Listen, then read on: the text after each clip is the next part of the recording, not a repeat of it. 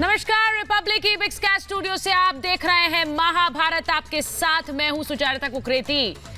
अल्लाह तेरो नाम, ईश्वर तेरो नाम, यही है हिंदुस्तान। लेकिन ये रास नहीं आता है पाकिस्तान को। पाकिस्तान जिसमें जहां बौखलाहट हो गई है, जहां पर खलबली मची है, क्योंकि हिंदुस्तान में राम मंदिर निर्माण शुरू हो गया है। दशकों के कोर्ट के फैसले के बाद 130 करोड़ हिंदुस्तानी इस फैसले के साथ हैं। यहां मंदिर निर्माण शुरू हुआ, लेकिन पाकिस्तान में बौखलाहट क्यों है? इमरान परेशान क्यों है? इसी पर आज की महाभारत। पहले ये रिपोर्ट।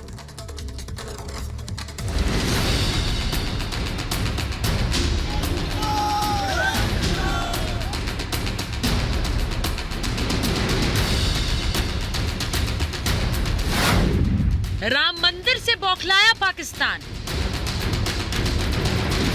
राम मंदिर से क्यों चिढ़े इमरान? माहौल बिगाड़ने का जहरीला दांव। अल्पसंख्यकों के नर्किस्तान ने एक बार फिर अपने दोहरे चरित्र का सबूत दुनिया को दिया है। इमरान खान का नया पाकिस्तान सदमे में है, परेशान है, क्योंकि भारत को बांटने की हर नापाक कोशिश नाकाम हो गई है। राम मंदिर पर फैसले का जिस तरह देश के हर समुदाय ने समर्थन किया, वो इमरान के नए पाकिस्तान को पच नहीं रहा है। अदालत के फैसले के बाद राम मंदिर ट्रस्ट ने निर्माण कार्य शुरू कर दिए। जैसे जैसे राम मंदिर का निर्माण हो रहा है, पाकिस्तान की बेचैनी बढ़ती जा रही है।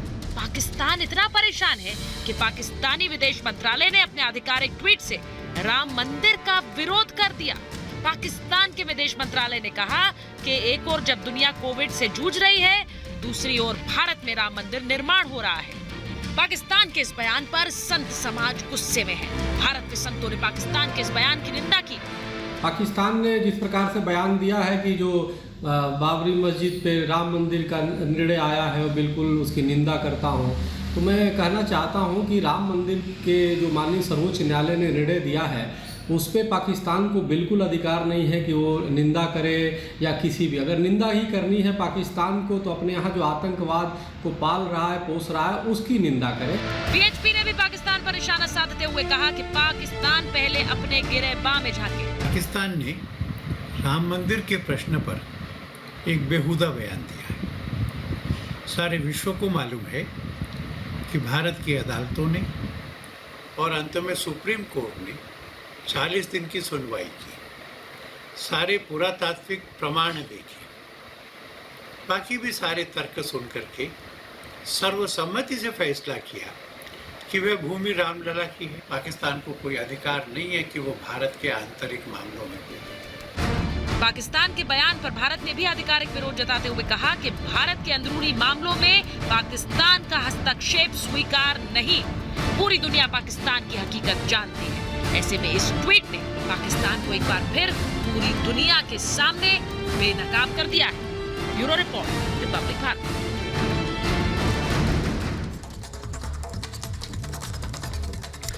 और आज महाभारत में मैं पूछ रही हूं ये सवाल, राम मंदिर का निर्माण, फिर पाकिस्तान क्यों परेशान? महाभारत में आज मैं पूछ रही हूं 130 करोड़ हिंदुस्तानी साथ, इसीलिए पाकिस्तान को नहीं पच रही है बात। महाभारत में सवाल मैं पूछ रही हूं कि कोरोना से परेशान है, लेकिन इमरान को सिर्फ दिख रहा है हिंदुस्तान। और सवाल मैं पूछ रही हूं कि हिंदुस्तान से पूछ रहे हो सवाल, अपना घर देख रहे हो इमरान? मेरे साथ जो मेहमान हैं, मैं उनका परिचय आपसे करा देती हूं। मेरे साथ बीजेपी के प्रवक्ता नेता सुदेश वर्मा जुड़ रहे हैं। मेरे साथ मुस्लिम राष्ट्रीय मंच के प्रवक्ता यासिर जिलानी जुड़ रहे हैं। मेरे साथ अयोध्या से हनुमानगढ़ी के महंत राजू दास जुड़ रहे हैं। मेरे साथ सोशल एक्टिविस्ट सुबूही खान जुड़ रही हैं। पाकिस्तान से हमारे मेहमान जावेद गफ्फारी पत्रकार हमारे साथ जुड़ रहे हैं। हमारे साथ राजा फैजल साहब जुड़ रहे हैं और साथ ही जुड़ रही हैं हमारी मित्र आरजू काजमी। बहुत बहुत स्वागत है आप सभी का। और मैं शुरुआत कर रही हूं राजा साहब आपके साथ और यासिर जिलानी साहब के साथ। राजा फैजल साहब, फैसला हिंदुस्तान के कोर्ट का, मान्य 130 करोड़ हिंदुस्तानियों को, यहां सब इंतजार में है राम मंदिर निर्माण के। किसी ने आवाज नहीं उठाई कोर्ट के फैसले पर। हम खुश हैं, परेशान आप क्यों हैं?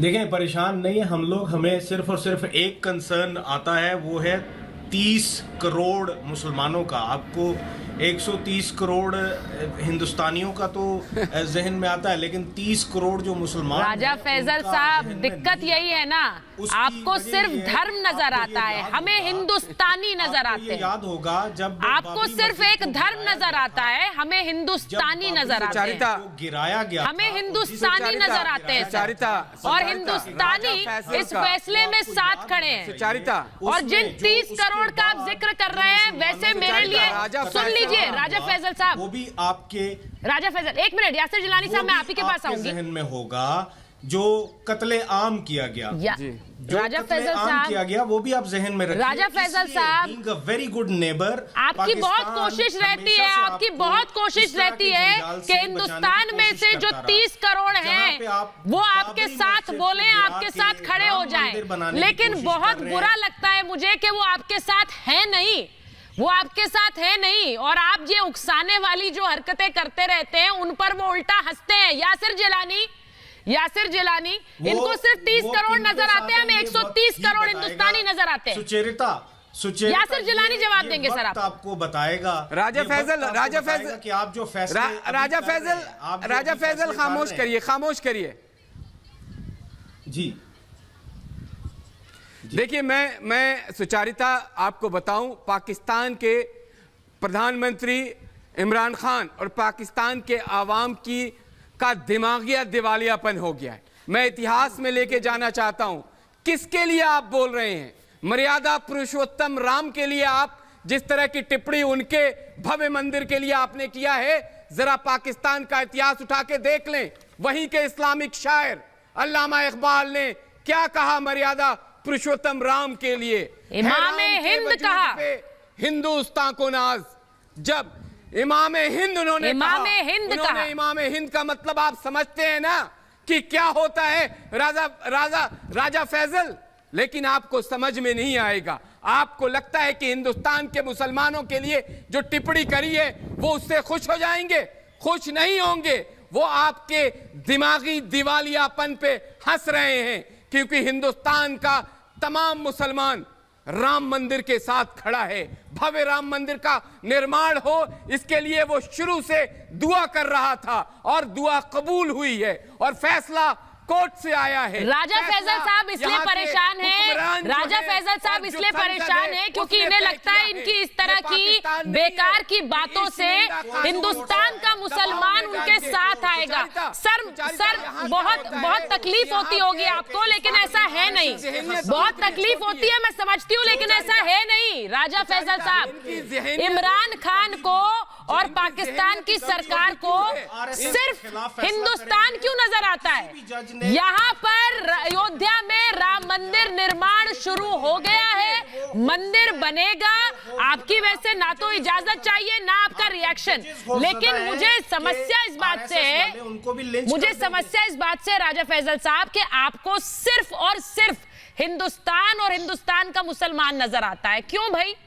अपने घर के लोगों को भूल जाते हैं आप। यहाँ मंदिर तो बनेगा और 130 करोड़ हिंदुस्तानियों की सहमति से बन रहा है। नेबर्स हैं, आप कौन और आपको क्या दिक्कत? हमने सदियां बिताई हैं, आपके साथ हमने सदियां बिताई हैं। हम आपका अच्छा चाहते हैं, परेशानी हम आपको आपके गलत फैसलों पे, आपके गलत फैसलों पे माफिया बन के इनको खत्म करता है। इन्हें ये प्रॉब्लम नहीं है कि सर आप हमारा अच्छा चाहते हैं तो आपको सिर्फ 30 करोड़ मुसलमान क्यों नजर आते हैं? आपको सिर्फ 30 करोड़ क्यों नजर आते हैं? 130 करोड़ की बात क्यों नहीं करते आप हमारा अच्छा बताएंगे हमें? राजा फैजल साहब, आप हमें अच्छा बताएंगे। सुनिए, मैं आपको एक बात बता दूं, यहाँ पर हिंदू मुसलमान एक है इसलिए आप परेशान हैं। यहाँ पर मंदिर सबकी सहमति से बन रहा है इसलिए आप परेशान हैं। आपके यहाँ पर अल्पसंख्यक मर रहे हैं, लेकिन यहाँ पर सब साथ में खड़े हैं इसलिए आप परेशान हैं। राजा फैजल, मैं आपको आपकी परेशानी की वजह बता रही हूँ, थोड़ी कड़वी है लेकिन सुन लीजिए। बाबरी मस्जिद गिराने के बाद जो कुछ इंडिया में हुआ वो सबके सामने है। हम नहीं चाहते कि बाबरी मस्जिद क्या था? सुनिए, बाबरी मस्जिद, एक मिनट, आपने कोई नाम होता है राजा फैजल? मस्जिद का भी कोई नाम होता है या मस्जिद अल्लाह का घर होती है? एक इंसान ने, एक लुटेरे ने उस पूरे पूरी जगह को तोड़ के नहीं, मस्जिद बना दिया। सुनिए सुनिए, मैं आपको आप गलत ट्रैक पर जा रहे हैं जिलानी साहब। ये सफाई इन्हें देने की जरूरत नहीं है। मैं एक बात बता दूं, मैं इन्हें कोई सफाई नहीं दे रही हूं। आप इतिहास पढ़ें। मैं सफाई इन्हें क्यों दूंगी, लेकिन मैं इन्हें सिर्फ ये बताऊंगी कि पाकिस्तान में अपनी चीजों पर ध्यान रखिए। हिंदुस्तान पर आपका फोकस कुछ ज्यादा ही है। जो आपका ऑब्सेशन है हिंदुस्तान से वो नजर आता है। मेरे पास आरजू काजमी है, आरजू के पास मैं जा रही हूँ और सुबुही को ले रही हूँ। आरजू और सुबुही को मैं लूंगी। सुनिए, आरजू और सुबुही को मैं लूंगी। लोकतांत्रिक प्रक्रिया, कोर्ट का फैसला। आरजू, पाकिस्तान में वैसे लोग कोर्ट समझते हैं ना, कोर्ट्स का फैसला आता है उसको सब मानते हैं। ये बात पाकिस्तान में समझते हैं कि नहीं समझते, मैं पूछ रही हूं, क्योंकि कोर्ट, लोकतंत्र, ये सब चीजें थोड़ी मुश्किल है पाकिस्तान के लोगों को समझने के लिए। तो कोर्ट का फैसला आया है मैम, बिल्कुल, और सबसे बड़े कोर्ट का फैसला है। लेकिन जी, पाकिस्तान, देखिए पाकिस्तान सब समझता है, लेकिन जहां पे भी जिधर भी माइनॉरिटी के ऊपर गलत हरकत होगी, गलत तरीके से माइनॉरिटी को ट्रीट किया जाएगा, हाँ, वहां पे पाकिस्तान बोलेगा। और जहां तक आप कह रही कि पाकिस्तान की हर बोलेगा पर करेगा नहीं, आपकी हर चीज पे नजर है, बोलेगा पर करेगा नहीं, अपने देश में कुछ देखेगा नहीं, अपने देश में कुछ देखेगा नहीं, ये हो रहा है, वो हो रहा है, बिल्कुल पाकिस्तान नहीं। मैम मुझे एक बात बताइए बस, आरजू काजमी, आरजू काजमी, मैं सुबुही को लूंगी, लेकिन आरजू पहले मुझे बस एक बात बताइए। मैं आपसे बस एक बात पूछ रही हूँ, मंदिर हिंदुस्तान में, फैसला हिंदुस्तान के कोर्ट का, सबसे बड़े कोर्ट का फैसला, हिंदू मुसलमान हिंदुस्तान में साथ हैं, किसी ने आवाज नहीं उठाई कोर्ट के फैसले के बाद, लेकिन पाकिस्तान में आवाज क्यों उठ रही है मैम? क्यों नहीं उठाई? क्यों भाई? बहुत लोगों ने उठाई आवाज, आप लोग सुनते नहीं है ना मैम, आप लोग सुनते नहीं आवाज। मैम मुझे एक आवाज बता दीजिए, मुझे एक आवाज बता दीजिए। आरजू काजमी, राजा फैजल और गफ्फारी साहब की आवाजों की बात मैं नहीं कर रही हूँ, हिंदुस्तान की आवाजों की बात कर रही हूँ मैम। आप थोड़ी कंफ्यूज तो नहीं हो गई हैं? हिंदुस्तान में आवाजें एक हैं, आवाजें एक हैं। सुन ले तो आपको कुछ ना करना पड़े, कम से कम अपने लोगों की आवाज तो सुने। इतना वहाँ पे हंगामा बिल्कुल था, लोग वहाँ पे मारे, आपने क्या आपने बिल्कुल सही कहा, बता रही है, आपने बिल्कुल सही कहा। हम अपने लोगों की आवाज सुनते हैं, हम अपने लोगों की आवाज सुनते हैं, और अपने ही लोगों की नहीं। आपके लोग, हाँ, आपके देश से जो आतंकी आते हैं उनको भी आवाज देते हैं। इसीलिए आरजू काजमी, सुन लीजिए मेरी बात। राजा फैजल, एक मिनट सुनिए, मैं आपको एक बात बता दूं आरजू, और फिर सुबुही बोलेंगी। आरजू, मैं आपको सिर्फ एक बात बता रही हूं, हमारे यहाँ पर पाकिस्तान से आए आतंकी की भी आवाज है, इसीलिए कसाब जैसे आतंकी को भी कोर्ट में ट्रायल मिलता है। हमारे यहाँ राम मंदिर निर्माण कोर्ट के दशकों के फैसले के बाद हो रहा है, और सबको मान्य है, हिंदू मुसलमान एक साथ हैं उस फैसले में। पाकिस्तान भले ही टांग अड़ाता रहे, अपने बयान देता रहे, हमें फर्क नहीं पड़ता। सुबुही खान, बिल्कुल भी नहीं है पाकिस्तान इसमें। सुबुही खान, अरे मैम आप कहाँ से साथ होंगी? आपका तो साथ हमें, आपका साथ तो सिर्फ आतंकवाद के साथ है। सुबुही बोलेंगे, सर्टिफिकेट देगा हिंदुस्तान के मुसलमानों, सुबुही सर्टिफिकेट देगा हिंदुस्तान के मुसलमानों। सुबुही, मुझे सुबुही की आवाज ठीक से नहीं आ रही है।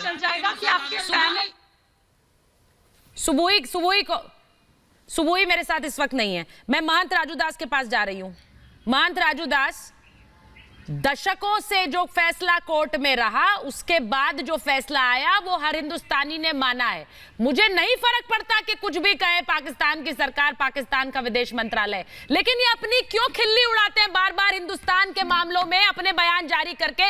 इनके बयान ना इनके देश में सुने जा रहे हैं, ना इनका बयान हिंदुस्तान सुनेगा, ना कोई भी दुनिया का देश सुनेगा। पहले तो आपके चैनल के माध्यम से पाकिस्तान की जो बैठी हैं आपके उसमें चैनल में, उनको बताना और पूछना चाहूँगा कि अयोध्या है, अयोध्या में जिस जगह पे मैं मौजूद हूँ, हनुमानगढ़ी मंदिर है।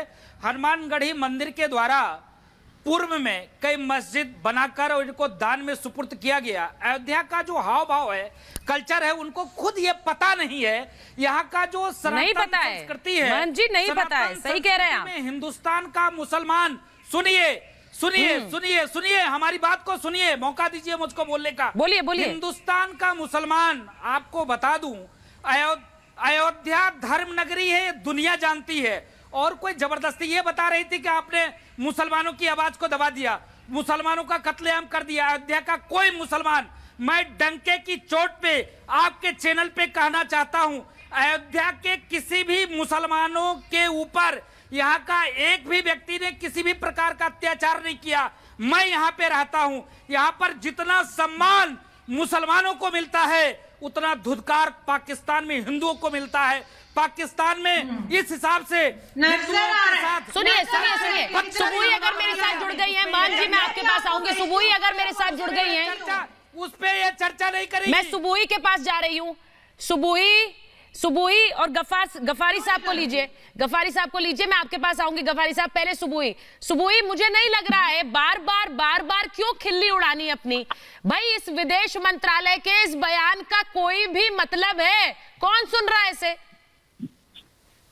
जी सुचरिता, मुझे सुन पा रही हैं आप? जी बिल्कुल बिल्कुल, बोलिए आप। जी सुचरिता, सबसे पहले तो मैं इन लोगों को ये बता दूं कि भारत में मुसलमान राम मंदिर के साथ है या नहीं है, वो इसी चीज से पता चल रहा है कि आपके पैनल में ही 2 भारतीय मुसलमान पूरा पुरजोर समर्थन कर रहे हैं राम मंदिर का, क्योंकि रामत्व वो हमारे देश की आत्मा है। हम श्री राम को किसी एक पंथ से जोड़ के नहीं देखते हैं, वो हमारी भारतीय सनातनी संस्कृति का प्रतीक है, हमारे नेशनल हीरो हैं। काश की ये बात पाकिस्तानी समझ जाते, क्योंकि ये खुद अपने इतिहास से टूटे हुए हैं। काश ये अपना वो तक्षशिला का इतिहास याद रखते, अपने आप को उस इतिहास से जोड़ के रखते, तो आज इनको चाइना जैसी मानवता विरोधी देशों की गुलामी नहीं करनी पड़ती। मुस्लिम कार्ड ये खेलते हैं, इनका फेवरेट चाइना मुसलमानों के साथ कितना बुरा करता है ये जग जाहिर है। इस्लाम को एक मेंटल डिजीज बोलता है, लेकिन फिर भी उनकी गुलामी करते हैं। और भारत में मुसलमान कितने इज्जत के साथ, डिग्निटी के साथ रहता है, फिर भी ये बोलते हैं कि भारत में मुसलमानों के साथ बुरा हो रहा है। एक बात मैं आपको और बताऊं, इनको चुभ क्यों रहा है सुचरिता? क्योंकि ये इनको चुभ क्यों रहा है सुचरिता? हाँ। ये सिर्फ एक मंदिर निर्माण नहीं है, ये जो लोग भी हमारी संस्कृति के खिलाफ है, जो भी भारत विरोधी मानसिकता है, बिल्कुल उनकी छाती पे हमारी बिल्कुल परचम लहरा रहा है। सुचरिता, मैं आपको मसला बता दूं कि हुआ क्या। ये हमारी खोई हुई संस्कृति के जागृत होने का आह्वान है, इसलिए इनको डर लग रहा है। नहीं, समस्या ये है कि इन्हें दिक्कत इस बात से है कि क्यों हिंदुस्तान में हिंदू मुसलमान एक हैं, क्यों राम मंदिर निर्माण हो रहा है और कोई आवाज नहीं उठ रही है। अरे भाई, कोर्ट का फैसला यहाँ माना जाता है, हम पाकिस्तान थोड़े ही है। गफारी साहब, राजा फैजल, एक मिनट, मैं गफारी साहब के पास चले जाऊं, वो इंतजार कर रहे हैं। एक मिनट, गफारी साहब, राजा फैजल साहब, मैं गफारी साहब के पास जाऊं क्योंकि वो भी इंतजार कर रहे हैं थोड़ी देर से। गफारी साहब, मुझे ये बताइए कि कोर्ट का फैसला कोई अहमियत रखता है पाकिस्तान में? सुचरिता, बहुत शुक्रिया, आपने मुझे लिया पाकिस्तान की नुमाइंदगी करने के लिए। और आज के टॉपिक में सबसे मजेदार बात, आपने पाकिस्तान को स्टेटमेंट ली है, तो पाकिस्तान की दरअसल नहीं थी, वो दरअसल एक मुस्लिम कंट्री की तरफ से मुसलमानों के साथ कोर्ट थी जो आपके पास रहते हैं, और वो उनसे डबल है। हमारे पाकिस्तानी जितने हैं ना, जिधर मुसलमान इतने हैं, उससे डबल मुसलमान आपके पास रहते हैं। और आप कहती हैं कि उनकी आवाज नहीं निकल रही, आप उनकी आवाज निकालती कब हैं? आप उनको बोलने का मौका कब देती हैं? गफारी साहब, एक बात बताऊं आपको, गफारी साहब एक बात बताओ आपको। जिलानी जी रुकिए एक मिनट, जिलानी जी एक मिनट रुकिए। 14 मिनट नहीं बोला गफारी साहब, जब आप और मैं बात कर रहे हैं बीच में ये नहीं बोलेंगे। सुनिए गफारी साहब, मैं तो पाकिस्तानियों को भी बोलने का मौका दे रही हूँ, आप बोल रहे हैं हिंदुस्तानी को बोलने का मौका नहीं दे रहे। क्या बात कर रहे हैं सर आप? सर इससे बड़ी डेमोक्रेसी क्या होगी कि हम तो पाकिस्तानियों को भी बोलने का मौका दे रहे हैं।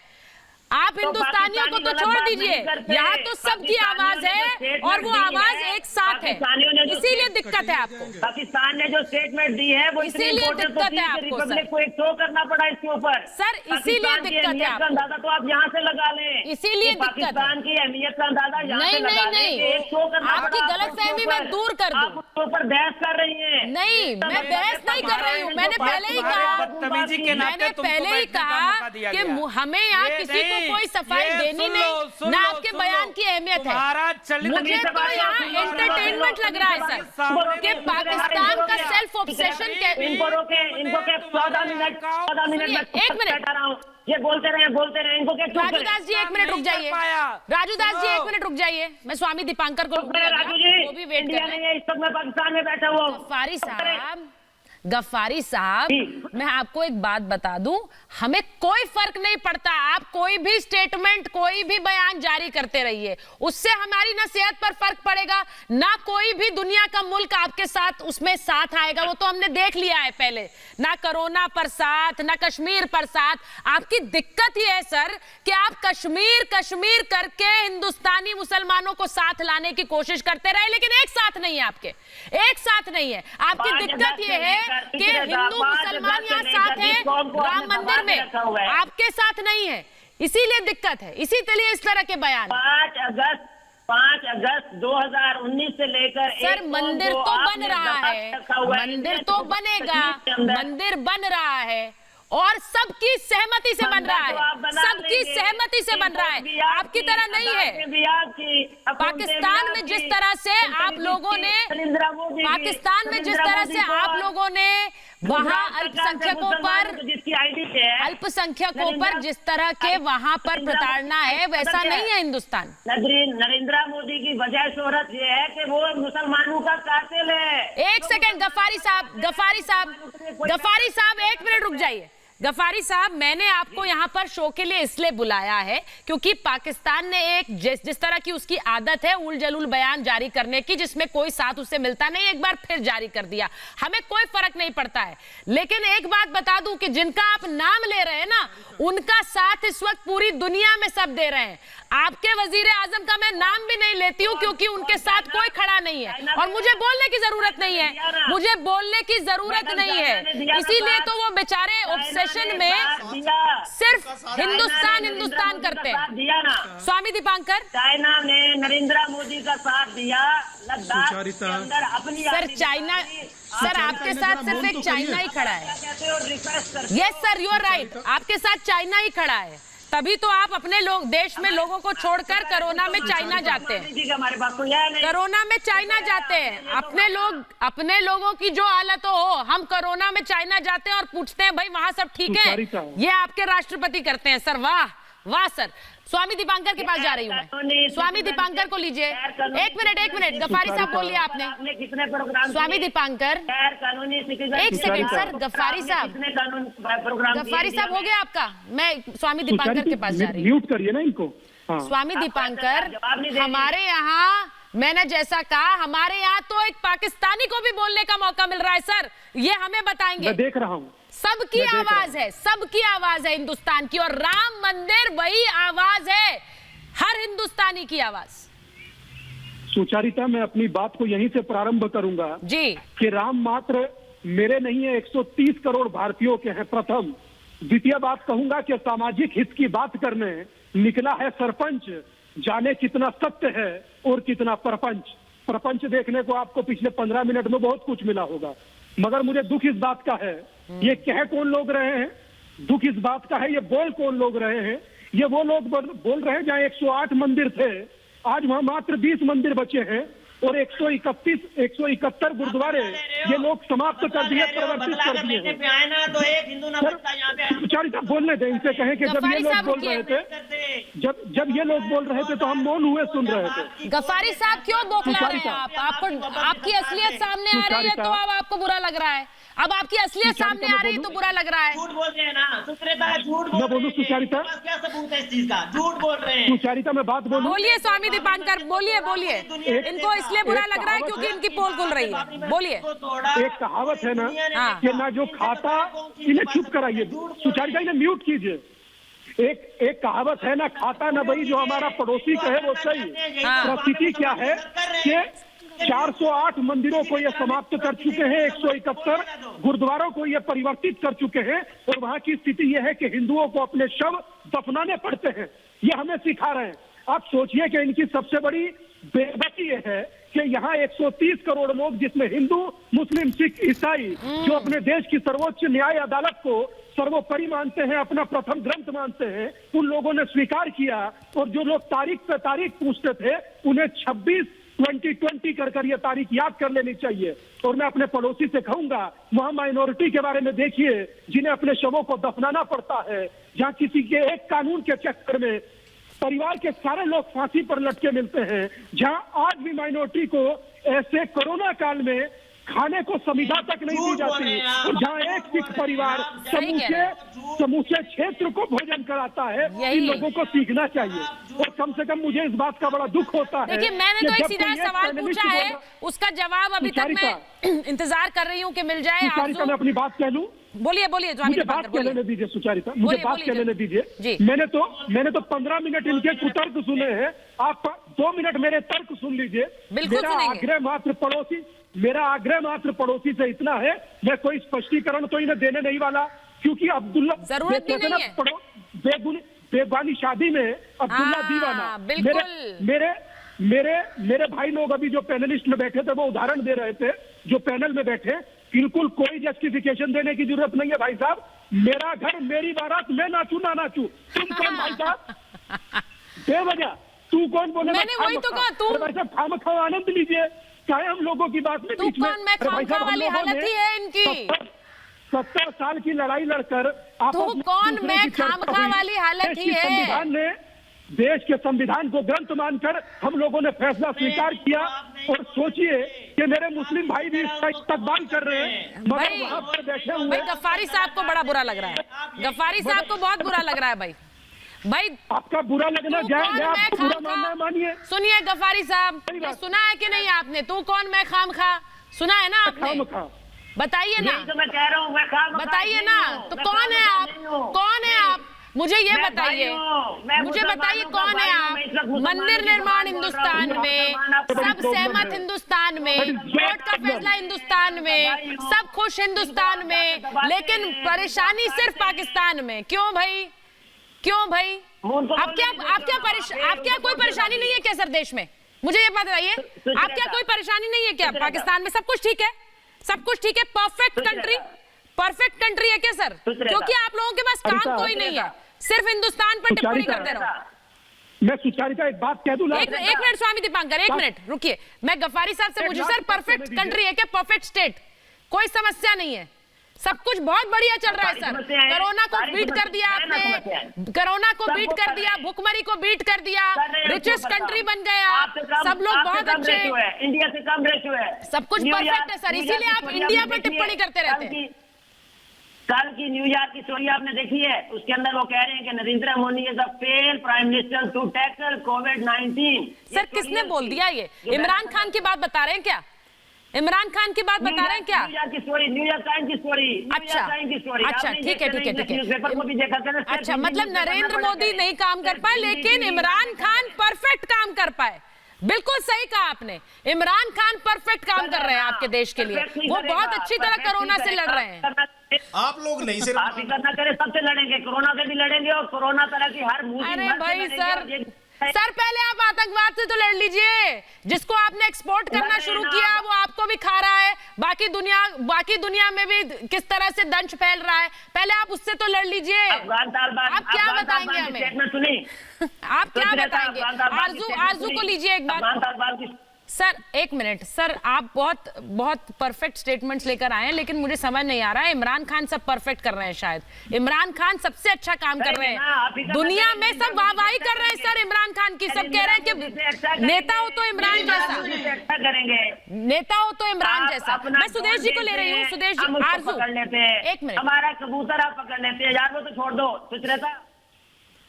सर आप इस समय में भी कबूतरों पर आश्रित हैं, मैं क्या बोलूं आपको, कबूतरों के जरिए ही चलाएंगे आप देश, ऐसा लग रहा है मुझे। अब हम क्या करें अगर पकड़ लिया तो? अच्छा। आरजू मुझे एक बात बताइए ना, मंदिर हिंदुस्तान में बन रहा है, मंदिर हिंदुस्तान में बनेगा, मंदिर हिंदुस्तान में बनेगा, सबकी सहमति से बनेगा। आपको इतनी दिक्कत है तो आप पाकिस्तान में भी मंदिर निर्माण करा लीजिए, अच्छा होगा। राम का आशीर्वाद सबको मिले, राम का आशीर्वाद सबको मिले। दिक्कत क्या है आपको भाई? बिल्कुल, देखिए सुचारिता, सबसे बड़ी बात देखिए, इससे सबके रिलीजियस सेंटिमेंट्स जुड़े हुए हैं और आप लोगों को चाहे वो मंदिर हो चाहे वो मस्जिद हो, उसको तोड़ते हुए शर्म आनी चाहिए। किसी को कभी भी मंदिर या मस्जिद को इस तरह से नहीं तोड़ना चाहिए जिस तरह से आप लोगों ने मस्जिद शहीद की है, जिस तरह से आप लोग उसको तोड़। मैम, मेरे पास पूरी फहरिस्त है उन मंदिरों की जो पाकिस्तान में तोड़े गए। मैं बोलना नहीं चाहती हूँ क्योंकि धार्मिक स्थलों का तोड़ना, सुनिए मेरी बात, सुनिए मेरी बात, हमारे यहाँ मेरी बात सुनिए, मैं सुदेश जी पर जा रही हूँ। आरजू मेरी बात सुनिए, हमारे यहाँ सब कुछ कोर्ट के हिसाब से किया गया। हमारे यहाँ हमारी कोर्ट ने, सर्वोच्च कोर्ट ने, एपेक्स कोर्ट ने जो फैसला लिया वो हमने माना। मैंने पहले ही आपसे पूछा आपके यहाँ कोर्ट है, कोर्ट को मानते हैं आप लोग? डेमोक्रेसी को जानते हैं आप लोग? नहीं जानते हैं, इसीलिए मत बोलिए, इसीलिए मत बोलिए। जिसने अफजल गुरु के गुरु के फैसले में कहा था कि पब्लिक कह रही है इसलिए हमने अफजल गुरु को फांसी दे दी। हमारे यहाँ कोर्ट तो वो है जिसपे कोई भरोसा नहीं करता। सुनिए आपके कोर्ट ने अफजल गुरु के ऊपर इसलिए सजा करी थी क्योंकि जी पब्लिक कह रही है। आपकी तो no madam, no madam, no. Arzoo Kazmi कहाँ से पढ़कर आ रही हैं आप? हमारे कोर्ट्स में जो फैसले दिए जाते हैं वो सबूत पर दिए जाते हैं। आपके कोर्ट्स सर, मैम मैंने पहले एक बात कही आपने सुनी नहीं, मैं सुदेश जी पर जा रही हूँ। उससे पहले सुदेश जी, हमारे यहाँ तो कोर्ट वो है जो इनके यहाँ से भेजे गए कसाब जैसे आतंकी को भी ट्रायल देते हैं। हमारे कोर्ट्स वो हैं जो आतंकियों को बिठाकर भी ट्रायल देते हैं, फिर उसके बाद फांसी होती है। ये है हिंदुस्तान के कोर्ट मैडम। पाकिस्तानी आतंकी को भी फेयर ट्रायल दिया। आप हमारे कोर्ट पर सवाल उठाएंगी? आप हमारे कोर्ट पर सवाल उठाएंगी? आप पहले कोर्ट और डेमोक्रेसी की परिभाषा सीखिए पाकिस्तान में, जो पता नहीं है आपको। सुदेश जी बोलेंगे। थोड़ा सा सुन लीजिए, आरजू जी थोड़ा सा सुन लीजिए। मैंने आपको सुना, मैं जो बोल रहा हूँ आपको पता है, लेकिन जानना जरूरी है। मैं याद दिला दूं, मैं समझ सकता हूँ कि आप रूटलेसनेस से सफर कर रहे हैं क्योंकि आपके भी पूर्वज हैं श्री राम। आपने एक अलग देश लिया लेकिन अपने पूर्वज को थोड़ी देर बदल दिया आपने। पूर्वज तो आपके वही हैं। बाबर और गोरी तो आपको जबरन कन्वर्ट किए थे। आपने मिसाइल का नाम बाबर और गोरी पर रखते हैं। इससे बड़ी बेशर्मी क्या होगी बताइए? कि जो आतंकी था जिसने आपको कन्वर्ट किया, मार मार कर मुसलमान बनाया, उसके नाम पर आप अपने इमारतों को रखते हैं। और भगवान श्री राम जो आपके भी गुरु है, आपके भी यीशु है, क्योंकि आपका भी डीएनए वही है। अरब कंट्रीज के आप नहीं है ना, आप पठान है, आप भी हिंदुस्तानी है। आपको इतनी ईर्ष्या क्यों होती है? भारत में सेकंड लार्जेस्ट मुस्लिम पॉपुलेशन। हम तो मुसलमानों की बात करेंगे कि आप बलूचिस्तान में क्या कर रहे हैं, आप पाक ऑक्युपाइड कश्मीर पर क्या कर रहे हैं, आप मुसलमानों को किस तरह जीरो क्या बता रहे हैं? ये शायद अपनी पाकिस्तान की जीडीपी बता रहे हैं। बहुत मुसलमान है। क्या बता रहे हैं राजा फैसल साहब? पाकिस्तान की जीडीपी आपने जीरो क्या बताया आपने? जीरो क्या है पाकिस्तान की जीडीपी? या वो माइनस में अभी जीरो क्या है सर? जीडीपी मोदी जी के नाम से दहशत होती आपके वजीर आजम की आईक्यू क्या है? जीरो स्ट्राइक हो चुका है। आपको डर है, ये समझ सकते हैं हम। राजा फैसल साहब, जीरो तो सिर्फ पाकिस्तान की जीडीपी हो सकती है। जीरो तो उस देश की जीडीपी होगी जो हमेशा जा जाके बाहर से आए पैसे पर ही चल रहा है। रूट की तो पूजा करनी चाहिए। अपने रूट की तो पूजा करनी चाहिए। सुनिए, मैं राजा फैसल को ले रही हूँ। के नीचे मुसलमान हुए, मैं राजा फैसल और सुबूही खान को लूंगी। कभी भी नहीं हो सकता। सुबूही खान और राजा फैसल को लूंगी। एक मिनट, क्या चरिता सबसे जो बड़ा राजा साहब बहुत बड़ी बात बता रहे हैं, बताइए। बाबरी मस्जिद के नाम से है, वो बाबर के नाम से है। अगर वो बाबर सनातन आपका कल्चर है, सनातनी मुसलमान है, आप शायद ये मसला ना होता। नहीं भाई, राजा फैसल साहब, राजा फैसल साहब,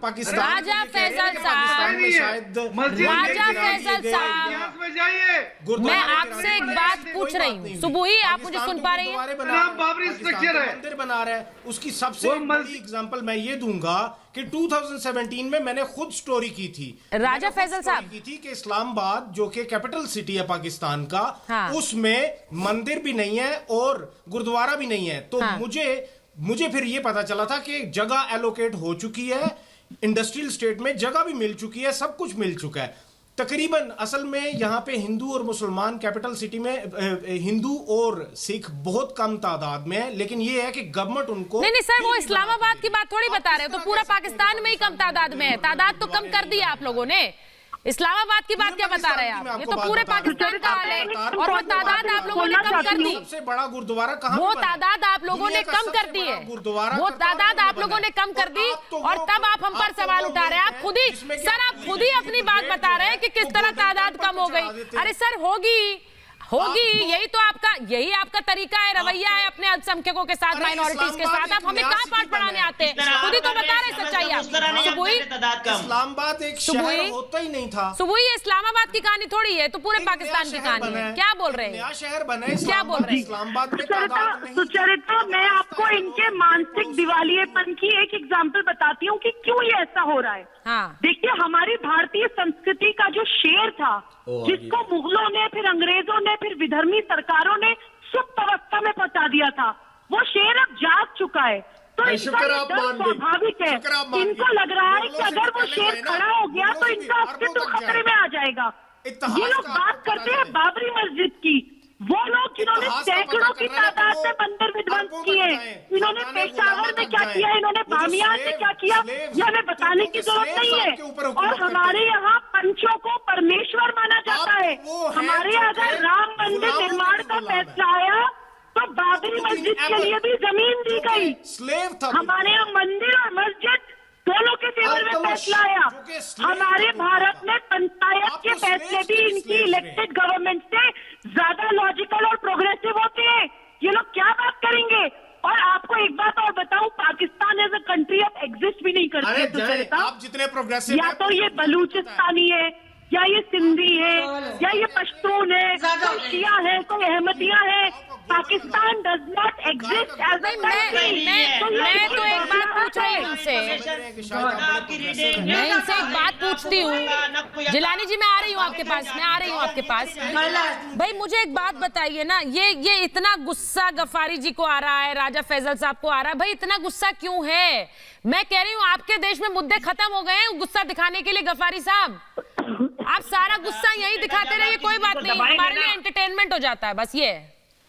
जब आप दबाते हैं ना किसी चीज को, वो प्रेशर से फटता है। 5 अगस्त 2019 से आपने आईओके दबा के रखा हुआ, वो प्रेशर से फटेगा। बाबरी मस्जिद आप लोगों ने, नहीं सर, प्रॉब्लम ये है कि वो प्रेशर फट रहा है पाकिस्तान में, हिंदुस्तान में तो नहीं फट रहा है सर। वो प्रेशर फट रहा है पाकिस्तान में, वहां फट रहा है। वो भूचाल आपके देश में आ रहा है सर, हमारे यहाँ नहीं आ रहा है।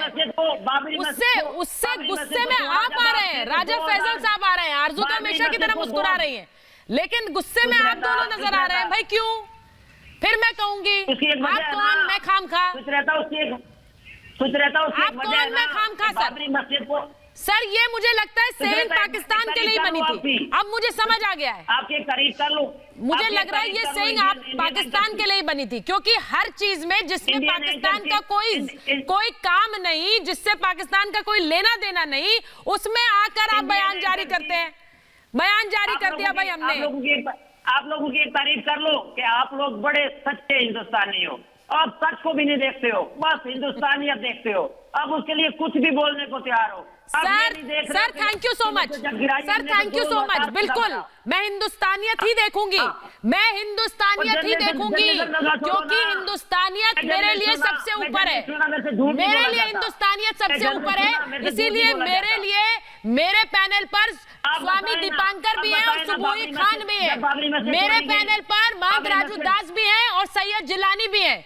मेरे लिए हिंदुस्तानियत ही सबसे ऊपर है, सबसे ऊपर है। आपके पैनल में आपके पाकिस्तान से मैं ढूंढती रह जाऊंगी, मुझे एक माइनॉरिटी स्पीकर नहीं मिलता।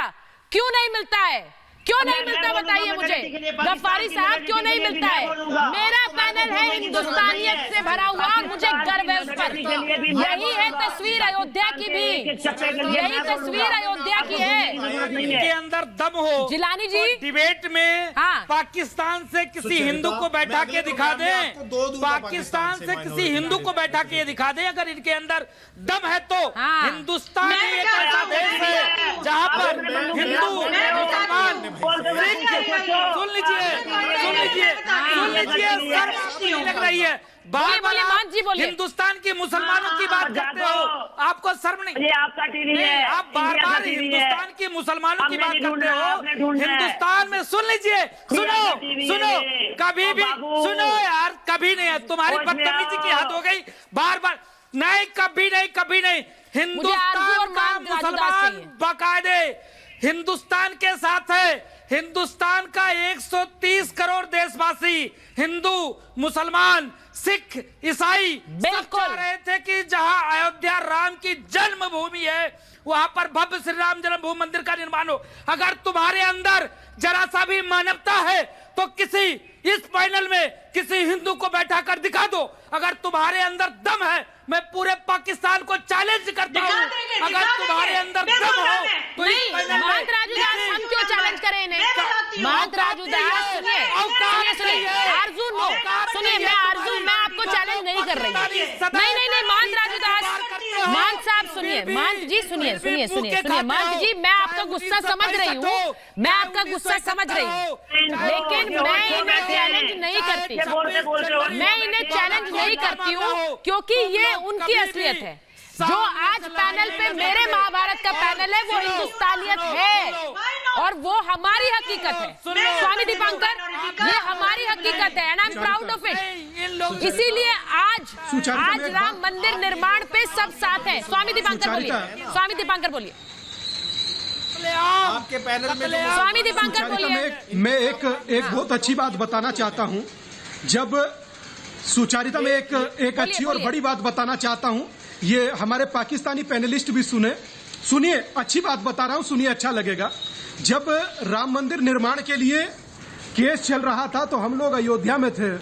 तो अयोध्या में उस दौरान मेरी एक मुस्लिम पैनलिस्ट है, नाम नहीं लूंगा, उनके साथ चर्चा चल रही थी।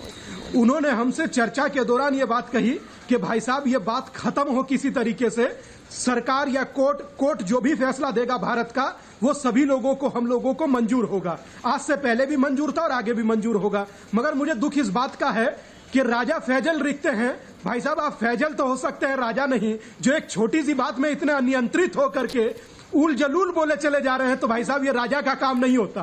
प्रथम और द्वितीय बात ये कहूंगा कि जहां आए दिन माइनॉरिटी की बिटियाओं का धर्म परिवर्तन करा दिया जाता हो, जहां उसको पाकिस्तान नहीं नरकिस्तान कहा जाता हो, जो हिंदुओं के लिए, माइनॉरिटी के लिए नर्क बताया जाता हो, जिसे अर्थोफेल कहा जाता हो, आप वहां से बैठ करके हम लोगों पर टिप्पणी करोगे तो मैं एक ही बात कहूंगा कि बोले तू कौन, बोले मैं खामखा।